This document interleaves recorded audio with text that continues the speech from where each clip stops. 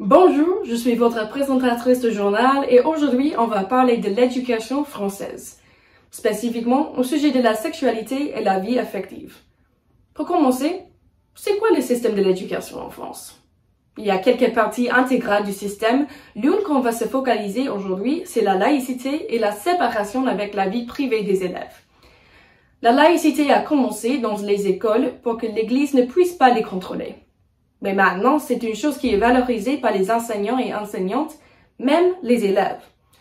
On voit dans les couloirs des écoles élémentaires des représentations d'un mot laïque avec un globe enterré par un arc-en-ciel. Le mot laïque écrit par un enfant au centre. Il existe aussi une importance d'égalité dans l'éducation qui manifeste dans la laïcité. Et aussi dans une séparation avec les vies privées des élèves. En nom de l'égalité, il n'y a pas des élèves individuels. Ils sont considérés comme un groupe général. Ça pose des problèmes qu'on a essayé d'enseigner des choses comme le sexisme, l'homophobie, etc. Aujourd'hui, on va parler de cette lutte contre ces choses dangereuses, dans un système d'éducation qui essaie d'éviter l'individualisme. Je vais passer la parole à une stagiaire qui travaille dans ce système d'éducation. Bonjour Grace! Salut, je suis Grace et je suis stagiaire avec les Petites Débrouillards, une association qui fait des animations autour de l'éducation scientifique. Maintenant, je travaille sur une exposition éducative autour de la sexualité et la vie affective, qui s'appelle la Sexpo. Maintenant, on l'a installée dans un centre de santé et on anime un atelier avec les collégiennes et collégiennes, principalement. Si je pense à un âge de jeunes qui sont immatures au sujet de la sexualité, ça sera les collégiennes et collégiennes. Donc, mon travail est intéressant. Maintenant, ce que j'anime, c'est la Sexpo, qui consiste de 8 activités semi-autonomes avec des panneaux qui expliquent des sujets différents, comme la différence entre le genre et le sexe, l'anatomie, les infections sexuellement transmissives, la contraception, la chimie de l'amour, le consentement, et les stéréotypes et l'inégalité de genre.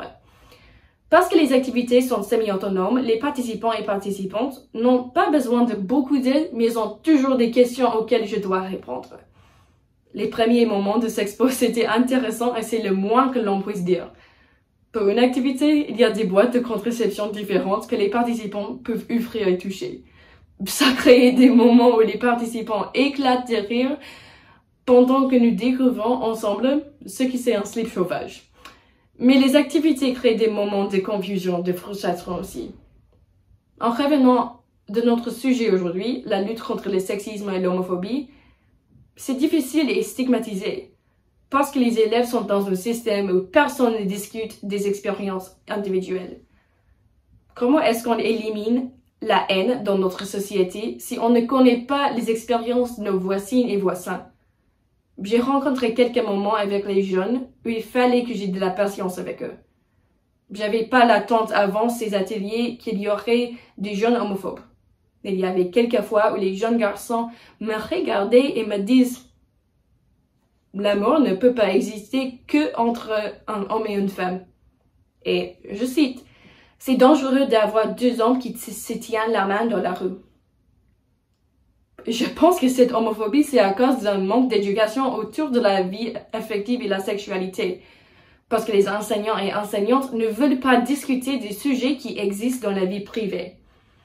J'ai essayé d'expliquer qu'on doit avoir du respect pour tout le monde, même les gens dans les relations homosexuelles.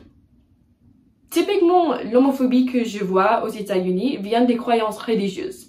Mais ici, à mon avis, à cause de la laïcité, c'est différent. Chaque fois, ils me disent que c'est contre la science d'être homosexuel et je dis que, actuellement, les scientifiques ont observé beaucoup des espèces d'animaux dans lesquelles l'homosexualité existe. De temps en temps, je pense que j'ajoute une nouvelle perspective à leur vie. Bref, ça c'est un peu de mes expériences avec l'éducation en Île-de-France. Merci pour m'écouter. Merci beaucoup et au revoir à toutes et à tous. À la prochaine.